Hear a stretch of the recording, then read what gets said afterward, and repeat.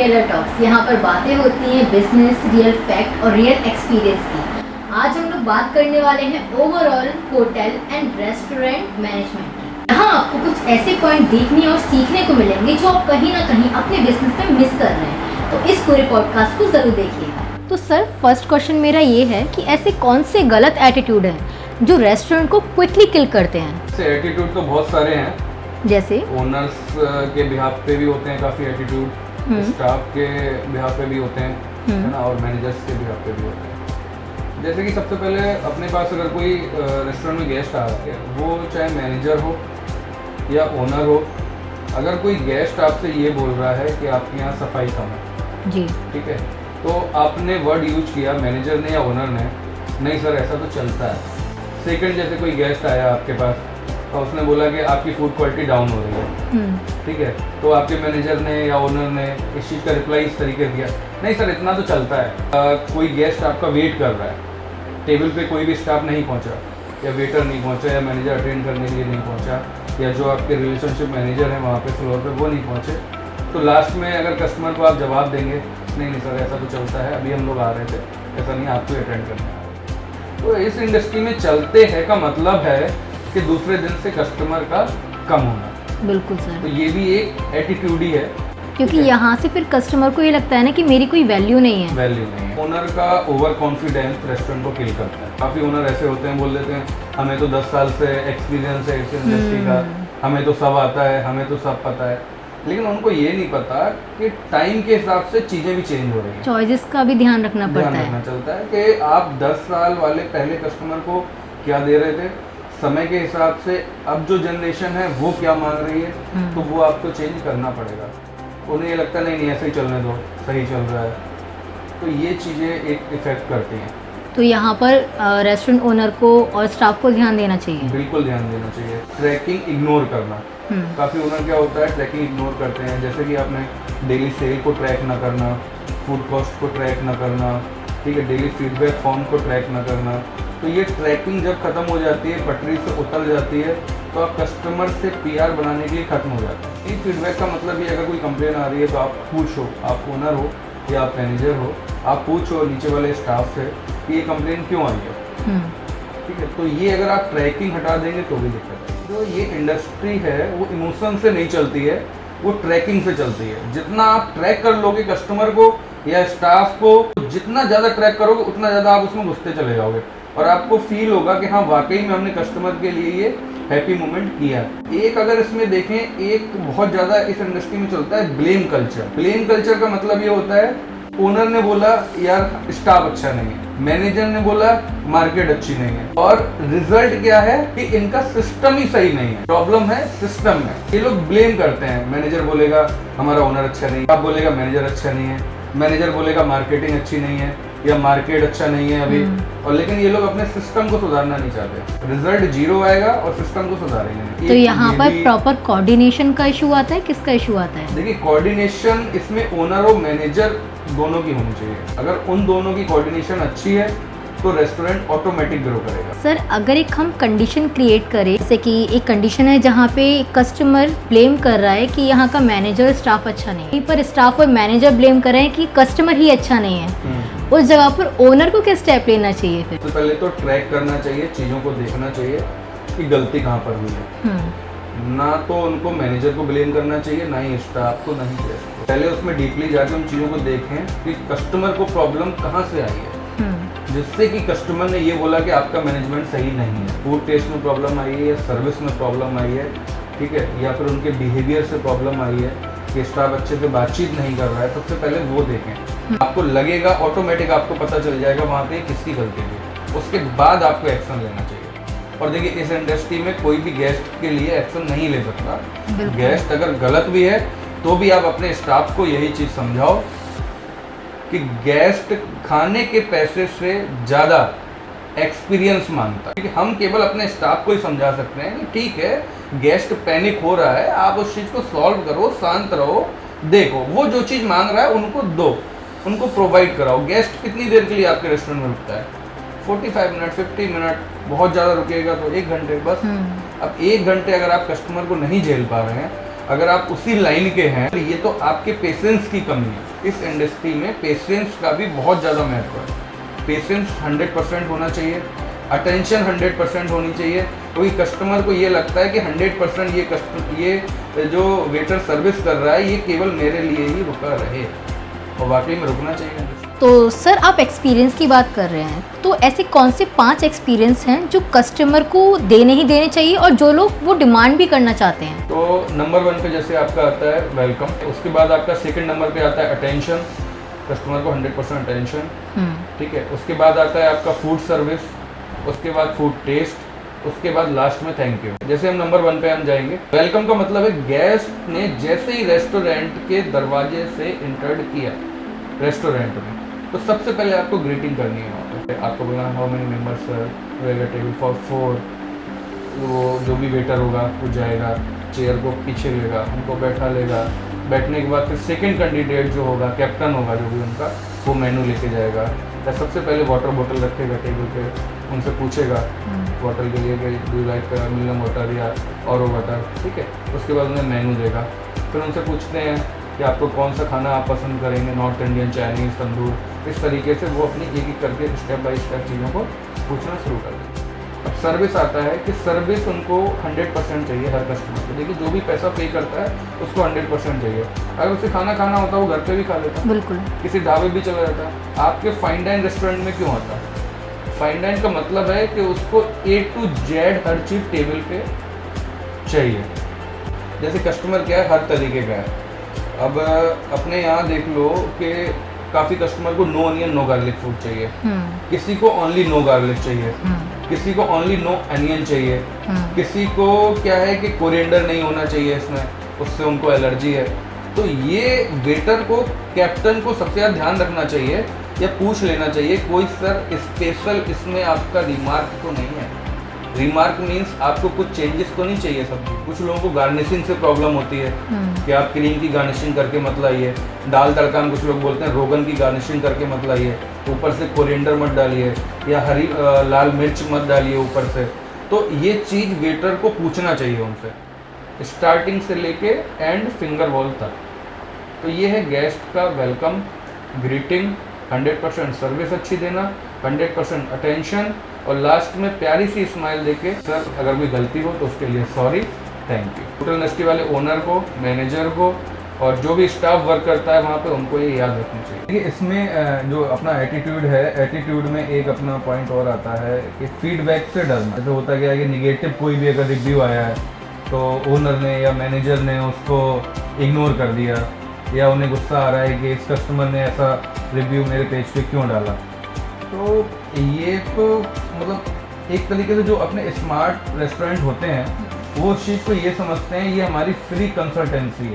उस रिव्यू को समझो, ये आपके लिए एक तरीके से फ्री कंसल्टेंसी है। आप और लोगों को देखो जो भी आपके नीचे काम कर रहे हैं, उन्होंने ये रिव्यू कैसे डलवाया इस पेज पे, आप उस पर वर्क करो। एक पॉइंट इसमें ये भी आता है निगेटिव रिव्यू के लिए। एक आता है कि ओनर को और मैनेजर को ये लगता है कि हम ठीक चल रहे हैं या हमारा रेस्टोरेंट ठीक चल रहा है। तो मेरा कहने का मतलब है रेस्टोरेंट कभी ठीक नहीं चलता, या तो वो ग्रो कर रहा होता है या फिर वो क्यूटली गिर रहा होता है। तो ये जो इनका वहम है कि नहीं हमारा ठीक चल रहा है, तो ठीक कोई चीज़ कभी नहीं चलती।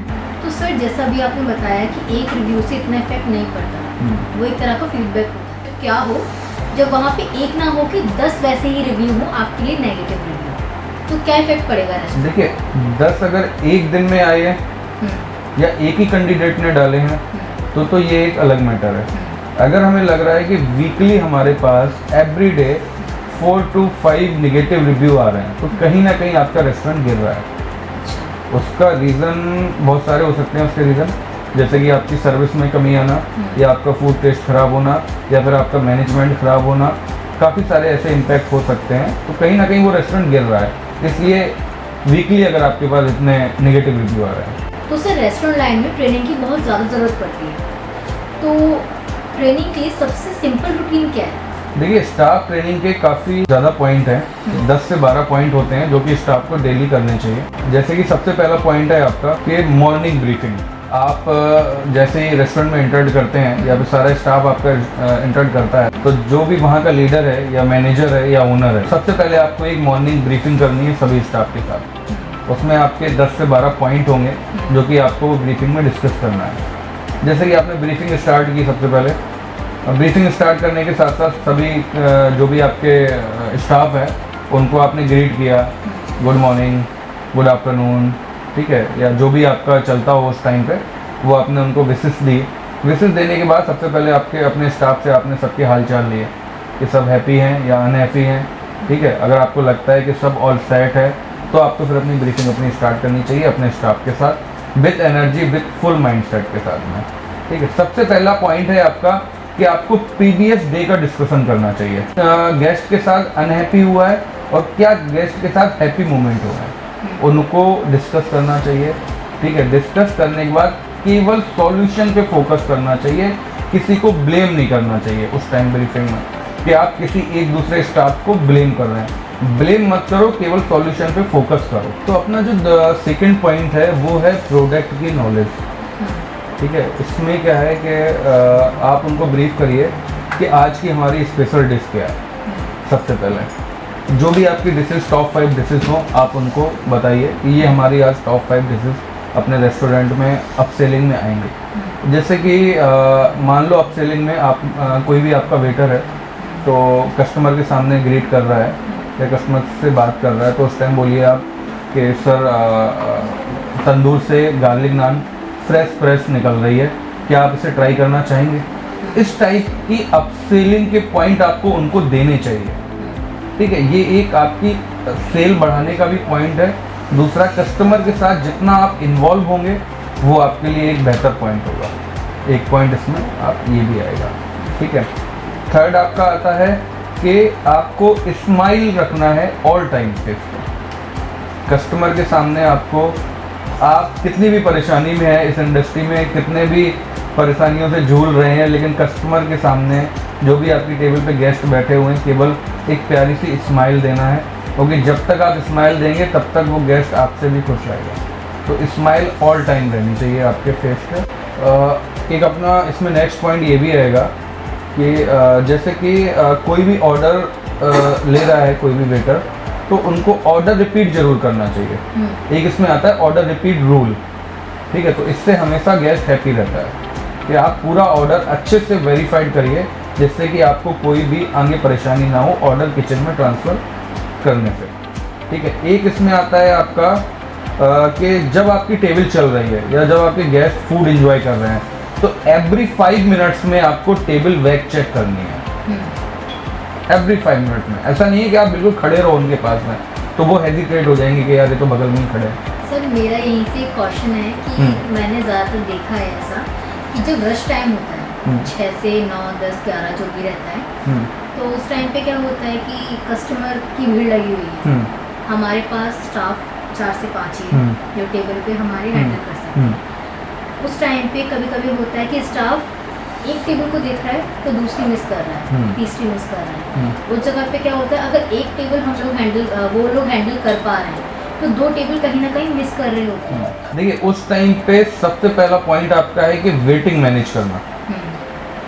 जो भी आपका वहाँ पे जीआरई है, GRE means guest relationship executive, जो भी आपका फ्लोर पे है या जो भी आपकी वेटिंग मैनेज कर रहा है, उसको तब तक टेबल अंदर एंटर नहीं करना चाहिए तब जब तक आपका स्टाफ उनको बचे हुए जो गेस्ट बैठे हुए हैं उनको एंटरटेन ना कर चुका हो। देखिए भले ही कस्टमर वहाँ से वापस चला जाए वेटिंग देख के कि नहीं हमें तो यहाँ टाइम लग रहा है, ठीक है, वो वेटिंग देख रहा है कि यार यहाँ पे भीड़ है, क्यों है, क्योंकि यहाँ अच्छी सर्विस होगी, अच्छा फूड होगा, अच्छा मैनेजमेंट होगा, इसलिए वेटिंग है। वो कल दोबारा लौट के आएगा। लेकिन अगर आपने ये सोचा लालच के चक्कर में कि नहीं बैठाल देते हैं, जो भी होगा एक बार सर्विस देनी है, एक बार पैसा देना, हम अपना पैसा क्यों लौटा रहे हैं या हमें तो बिलिंग करनी है, तो वो कस्टमर आपका परमानेंट खराब होगा। तो इसलिए इसमें वेटिंग मैनेजमेंट का बहुत बड़ा पॉइंट है, और जीआरई का जो भी फ्लोर पे आपका एग्जीक्यूट कर रहा है सभी टेबल्स। सर मैनेजर का रोल प्रॉफिट में कितना इम्पोर्टेंट होता है? कि मैनेजर का अगर हम रेस्टोरेंट पे रोल देखें तो जो भी प्रॉफिट का रेशियो है और जो भी मैनेजर का रोल है वो 60 to 80% मैनेजर के कंट्रोल का होता है। जैसे कि हम देखें, ओनर विजन देते हैं, ठीक है, स्टाफ सर्विस देता है, शेफ टेस्ट देते हैं, लेकिन मैनेजर उन चीज़ों को सबको कंट्रोल करता है। अगर मैनेजर उन तीनों पॉइंट को कंट्रोल नहीं करेगा तो कुछ नहीं होगा। जैसे कि ओनर विजन देता है, लेकिन उसे कंट्रोल कौन करता है? मैनेजर, ठीक है। स्टाफ सर्विस दे रहा है, उनको ट्रेनिंग कौन कर रहा है? मैनेजर, ठीक है। शेफ टेस्ट देता है, लेकिन उस टेस्ट को बैलेंस बनाने का काम कौन करता है? मैनेजर, क्योंकि मैनेजर को पता है कि ये गेस्ट कौन सा टेस्ट लेगा, कौन सी डिश में उसको कितना स्पाइसेस चाहिए या नहीं चाहिए, ये तीखा चाहिए या मीठा चाहिए, उसका टेस्ट जो बैलेंस करता है वो मैनेजर करता है। मैनेजर ही तो बताएगा कि यार हमारे ये गेस्ट आ रहे हैं, इनको ये चीज़ इस टेस्ट के लेवल से चाहिए, तो ये कंट्रोल पूरा मैनेजर के हाथ में होता है। अब मैनेजर के जो कंट्रोल करने के पॉइंट होते हैं वो काफ़ी सारे हैं। जैसे कि मैनेजर अपसेलिंग करता है, हाँ, जब वो अपसेलिंग करेगा तभी प्रॉफिट कंट्रोल होगा, प्रॉफिट बढ़ेगा। एवरेज बिलिंग को बढ़ाता है वो, फूड कॉस्ट वो पूरी कंट्रोल करता है, रिपीट कस्टमर को मेंटेन करता है, क्योंकि मैनेजर का काम ही है पीआर बनाना, कि जब रिलेशन कस्टमर से अच्छे होंगे तभी कस्टमर रिपीट होगा। मैनेजर ऑनलाइन डिपेंडेंसी को भी कम करता है। जैसे कि जोमेटो और स्विगी हैं, तो वो मैनेजर हमेशा ये चाहता है कि हमारे पास जो भी क्लाइंट आए वो डायरेक्ट आए, तो ये डिपेंडेंसी भी वो कम करता है। अगर आपका मैनेजर वीक है तो आपकी सेल कम नहीं होगी, आपका मार्जिन कम होगा। तो यहाँ पे मैनेजर का 100% कंट्रोल होना चाहिए। मैनेजर का काम बहुत कुछ होता है, मतलब एक आप ये समझिए, अगर रेस्टोरेंट चल रहा है तो केवल मैनेजर की वजह से। मैनेजर के ऊपर ओनर को ट्रैकिंग रखनी चाहिए। ऐसा नहीं है कि आप पूरा डिपेंडेंट हो जाओ मैनेजर पर। अगर मैनेजर पर पूरा डिपेंडेंट हो जाओगे तो भी नहीं चलेगा। ये दोनों चीज़ें आपको बैलेंस बना के चलनी पड़ेगी। मैनेजर के और भी पॉइंट हैं जो उनको करना चाहिए।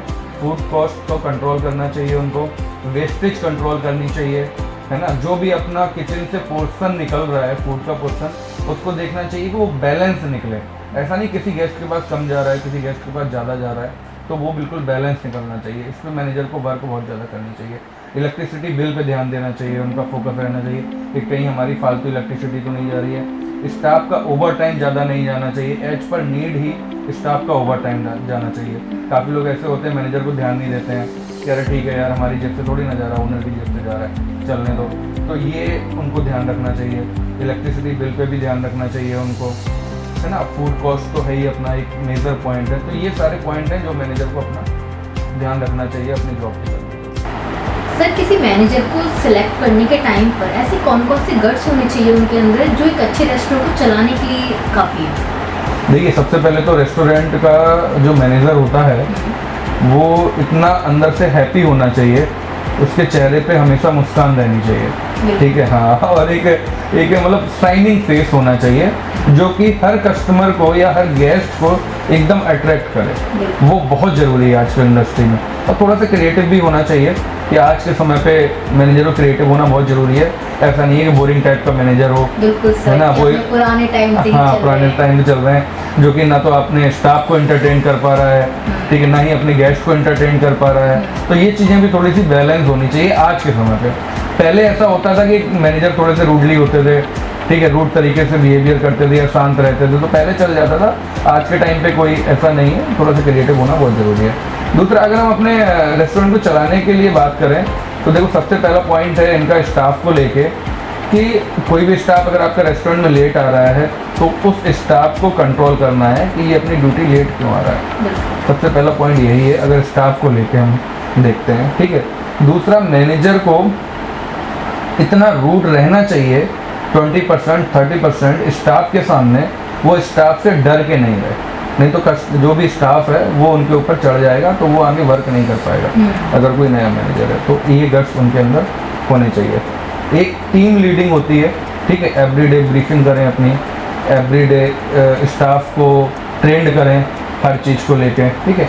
अगर आपका मैनेजर अगर वीक है, अगर मैनेजर उस टाइम पे उस जगह पर वीक है, तो फिर आपके ओनर को हमेशा दूसरे दिन रेस्टोरेंट में खड़ा होना पड़ेगा। अगर आपका मैनेजर स्ट्रॉन्ग है तो आपका बिजनेस ऑटोमेटिक ग्रो करेगा। तो ओनर को वहाँ पे आने की ज़रूरत नहीं पड़ेगी। ओनर को केवल ट्रैकिंग से मतलब होना चाहिए, अपने रिपोर्ट देखें, अपना काम करें। आपका रेस्टोरेंट ग्रो कर रहा है तो आपको जाने की वहाँ ज़रूरत नहीं है। तो सर मतलब प्रॉफिट का 80 से 90% मैनेजर का ही बिल्कुल होता है। वैसे हम तो 60 to 80 मानते हैं। अच्छा। आप अगर 80 to 90 मान रहे हैं तो हो भी सकता है, कोई ऐसी बड़ी बात नहीं है, क्योंकि मैनेजर के अंदर पूरी पावर होती है, ठीक है। उसके हिसाब से ही रेस्टोरेंट चलता है, ओनर के हिसाब से नहीं चलता है। अगर ओनर को ही इतना एक्सपीरियंस है तो फिर वो मैनेजर को क्यों रखेंगे? फिर मैनेजर का क्या काम है? क्योंकि वो 10-12 साल काम करके आया है इंडस्ट्री में, 15 साल, तब तो वो उस रेस्टोरेंट को रन कर पा रहा है, अदरवाइज वो कैसे रन करेगा? पूरा फुल कंट्रोल जो होता है वो रेस्टोरेंट मैनेजर का ही होता है। तो सर मैंने देखा है कि रेस्टोरेंट में क्या होता है कि स्टाफ चोरी कर लेता है, वेस्टेज बहुत करता है, तो उस चीज़ पर कैसे कंट्रोल किया जाए? ये सब मैनेजर का कंट्रोल होता है। सब मैनेजर का कंट्रोल? सब मैनेजर का। मैनेजर जितना स्ट्रांग होगा, एक पत्ता भी वहाँ से नहीं हिल सकता, ठीक है। और अगर मैनेजर वीक है तो सब कुछ हो सकता है, चाहे वो स्टाफ हो या गेस्ट हो। गेस्ट अगर 30% डिस्काउंट मांगेगा तो भी आप दे दोगे, और सर्विस अगर अच्छी दोगे तो गेस्ट 5% भी नहीं मांगेगा डिस्काउंट। तो ये सब डिपेंड करता है मैनेजर पे। और जो डेंजरस मैनेजर के पॉइंट होते हैं ना, उनका जो माइंडसेट होता है ना, वो अलग तरीके का होता है कि यार ये तो वेस्टेज जा रहा है, ओनर का है, हमें क्या करना है यार, ये काम हमारा नहीं है, ये तो ओनर का काम है, करेगा। तो ऐसे जो मैनेजर्स होते हैं वो कभी लाइफ में सक्सेस नहीं होते हैं। वो शॉर्ट टाइम के लिए जॉब करते हैं कि उन्होंने कोई नई ओपनिंग आ गई, 3 महीने उन्होंने काम किया, 3 महीने बाद छोड़ दिया, फिर दूसरी जगह गए, 3 महीने जॉब करी, फिर वहाँ से छोड़ दिया। तो ऐसे लोग एक जगह इस्टेब्लिश नहीं हो सकते। ये उन मैनेजर का काम, इनको बोलते हैं डेंजरस मैनेजर, जो केवल अपने 2-3 महीने टाइम देने आते हैं, बस। उसके बाद मैनेजर के भी टाइप होते हैं? बिल्कुल होते हैं, क्यों नहीं होते हैं। अच्छा। आप मेरी बात समझिए, कोई मैनेजर है, अगर उसके दिमाग में ये माइंडसेट आ जाए कि ये काम हमारा नहीं, ये काम ओनर का है, अगर वो काम प्रॉपर्टी से रिलेटेड है, जिस रेस्टोरेंट में आप बैठे हो, ओनर नहीं है, आप सेकंड ओनर, आप ही उस रेस्टोरेंट के। आप मेरी बात समझिए, क्योंकि आप उसको रन कर रहे हो। अगर कोई बात आएगी तो आपके ऊपर आएगी। ओनर किससे बात करेगा? मैनेजर से। तो मैनेजर को हमेशा ये ध्यान रखना चाहिए कि मैं स्टाफ और ओनर के बीच का एक ब्रिज हूँ। सिर्फ स्टाफ को मोटिवेट रखने के लिए लो कॉस्ट फार्मूला क्या है? देखिए, लो कॉस्ट फार्मूला तो कुछ नहीं होता है स्टाफ को मोटिवेट करने के लिए, ठीक है। एक तो स्टाफ को एंटरटेन करना ज़रूरी है, एप्रिशिएट करना ज़रूरी है। जैसे कि मान लो अब कभी गलतियाँ हो जाती हैं स्टाफ से तो हम उनको डांटते हैं, ठीक है। लेकिन जब वो अपसेलिंग करते हैं या जब वो बिलिंग अच्छी करते हैं, हमें पता था उस गेस्ट को 2000 रुपये खाना खाना है, लेकिन उसने अपनी इच्छा अनुसार उस गेस्ट को अच्छी अच्छी डिश ऑफर करके उसका बिल 4000 का कर दिया, तो उसको उस टाइम पे आपको एप्रिसिएट करना चाहिए। गुड एफर्ट्स बच्चा, आपने बहुत अच्छा किया। और नेक्स्ट डे आपको ब्रीफिंग में सभी लोगों के सामने उसके एफर्ट्स को उन लोगों को बताना चाहिए, जिससे वो ऑलरेडी मोटिवेट हो जाएगा उस टाइम पे। तो ऐसे एफर्ट डालने से उनको भी लगता है कि हाँ सर ने आज मेरे लिए बहुत अच्छी बात बोली, वो नेक्स्ट डे डबल एनर्जी से काम करेगा। बिल्कुल ये वाला जो मोटिवेशन था, एप्रिशिएशन वाला, ये तो नॉन मॉनेटरी में चला गया। मॉनेटरी फॉर्म में आप कैसे करेंगे? देखिए, मॉनेटरी फॉर्म में तो ये होता है कि जैसे कि उनको मंथ में एक बार पार्टी कराना है स्टाफ को, स्टाफ के साथ आप बैठो। ऐसा नहीं है कि डेली बैठो, आप ओनर तो नहीं बैठते हैं, बहुत कम बैठते हैं, लेकिन मैं कहता हूँ 5-10 मिनट की उनके साथ स्पीच जरूर होनी चाहिए सभी स्टाफ के साथ, भले वो कोल्ड ड्रिंक के साथ हो या ड्रिंक्स के साथ हो, लेकिन उनके साथ बैठना जरूर चाहिए अगर आपका रेगुलर स्टाफ है। जिससे आपको ये भी पता चलेगा कि बाई चांस हमारा हो सकता है हमारा मैनेजर उनको अच्छे से ट्रीट ना कर रहा हो, आपको दोनों पॉइंट पता लगेंगे उस टाइम पे। आप अगर 100% डिपेंड हो जाएंगे मैनेजर पे तो वो भी गलत डिसीजन होता है। तो स्टाफ के साथ भी आपको कुछ परसेंट तो उनको अटेंशन देनी चाहिए, स्टाफ को भी करना चाहिए। देखिए, किसी ना किसी का पर डे बर्थडे होता है, ठीक है, तो आप 200 रुपये, 250 रुपये, 300 रुपये खर्च करके एक उनका केक जरूर कटवाएं। किसी भी स्टाफ का अगर बर्थडे है तो आप केक अपनी तरफ से मंगवाएं, ठीक है, उन सभी स्टाफ के साथ उसका केक जरूर कटवाएं।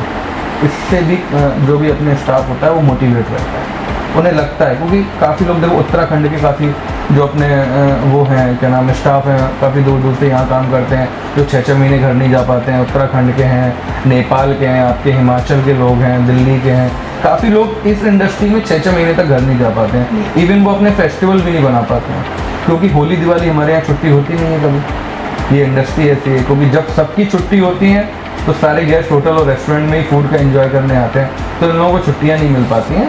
तो इनको सेलिब्रेट करने के लिए कोई ना कोई एक ऐसा रास्ता दिखाना चाहिए उनको कि वो मोटिवेट रहे। तो ये भी एक पॉइंट ऐसा है कि बर्थडे है उसका सेलिब्रेट कर लो, पेटीज कोल्ड ड्रिंक मंगा के उन बच्चों को सबको इंटरटेन कर दो, म्यूज़िक चलवा दो। तो ये भी एक अच्छा पॉइंट है, इस तरीके से स्टाफ मोटिवेट रह सकता है। सर मैंने देखा है कि स्टाफ चोरी करने लगते हैं, तो क्या ये सिस्टम में प्रॉब्लम होती है या फिर उन लोगों की सैलरी कम होती है इसीलिए उन्हें स्टेप उठाना पड़ता है? नहीं, सैलरी तो कम नहीं होती है। सैलरी तो कैसे कम हो जाएगी ये बताइए। आपको ज्वाइनिंग ऑफर मिल रहा है, ठीक, ऑफर लेटर मिल रहा है, आपने एग्री किया है तभी तो आप ज्वाइन कर रहे हैं वहाँ पे, भले ही वो 20,000 में, 25,000 में, 30,000 में, 40,000 में ज्वाइन कर रहे हो, है ना। तो ये अगर आप ये मौका आप दे रहे हैं चोरी करने का, तभी तो चोरी हो रही है वहाँ पे। उसको सैलरी अपनी इनफ लग रही थी उस टाइम पे, तभी उसने ज्वाइन किया, ठीक है। बाद में चोरी करने का कहीं ना कहीं आपने मौका दिया है, इसलिए वो चोरी करना सीख रहा है। तो ये सिस्टम की कमी है। सर इसे कंट्रोल कैसे करें? आपकी सिस्टम में कमी है। आपको अपना, ये तो आपके मैनेजर का कंट्रोल होना चाहिए, ओनर का कंट्रोल होना चाहिए। उनको देखना चाहिए कि हमारे सिस्टम में कहाँ कमी है। ये कहीं ना कहीं ट्रैकिंग में प्रॉब्लम है, तभी वो चोरी कर पा रहा है। या तो ओनर ध्यान नहीं दे पा रहे हैं या मैनेजर ध्यान नहीं दे पा रहे हैं। कोई ना कोई एक जरूर इसमें 100% गलत होगा, तभी स्टाफ चोरी कर पा रहा है, अदरवाइज कोई चोरी नहीं कर सकता है ऐसे। जैसे आपने बताया कि सिस्टम में प्रॉब्लम होती है, जैसे हम लोग ट्रैक नहीं कर पाते हैं, तो ऐसे कौन कौन से पॉइंट हैं जिन्हें हमें कंट्रोल करना चाहिए? देखिए, कंट्रोल करने के लिए इंडस्ट्री में तो बहुत सारे पॉइंट हैं। चोरी तो कहीं से भी हो सकती है, ठीक है। जैसे स्टार्ट है आपका कैश काउंटर। कैश काउंटर में कैश को कंट्रोल करके रखना चाहिए। कैश काउंटर से जो भी कैश में एक्सपेंसेस हो रहे हैं उनको कंट्रोल करके रखना चाहिए। शेफ जो चीज़ मंगा रहा है, चाहे वो डेयरी है या वेजिटेबल्स है, ठीक है, कोई भी चीज़ अगर वो डायरेक्ट मंगा रहा है तो उसकी रीचेकिंग होनी चाहिए, उस चीज़ पे कंट्रोल होना चाहिए। स्टोर मैनेजर किस तरीके से काम कर रहा है, वो ऑर्डरिंग कितनी हमें नीड है और कितना ऑर्डर कर रहा है, उसकी रीचेकिंग होनी चाहिए, उस पर कंट्रोल होना चाहिए। तो पॉइंट्स तो काफ़ी सारे हैं इन चीज़ों के, लेकिन ये मेन 4 पॉइंट हैं जिन पे हमें कंट्रोल रखना चाहिए। एक अपना कैश काउंटर पे पूरे कैश का कंट्रोल। सेकंड आपका शेफ जो ऑर्डरिंग डायरेक्ट कर रहा है उस पर कंट्रोल होना चाहिए। तीसरा आपका स्टोर मैनेजर जो भी ऑर्डरिंग कर रहा है उस पर कंट्रोल होना चाहिए। इन चीज़ों पे कंट्रोल 100% होना चाहिए। आपकी चोरी 99% रुक जाएगी अगर इस पे ओनर या मैनेजर का कंट्रोल है तो। ओके सर, तो रेस्टोरेंट से रिलेटेड हमारे कुछ ऐसे पॉइंट्स हैं जो आज क्लियर नहीं हो पाए हैं, जी तो बिल्कुल। क्या इसके लिए हम लोग नेक्स्ट एपिसोड लेकर हम आएंगे? बिल्कुल करेंगे। नेक्स्ट एपिसोड हम कुछ समय बाद फिर करेंगे और आप लोगों को बिल्कुल देखने को मिलेगा वो नेक्स्ट एपिसोड। Okay sir.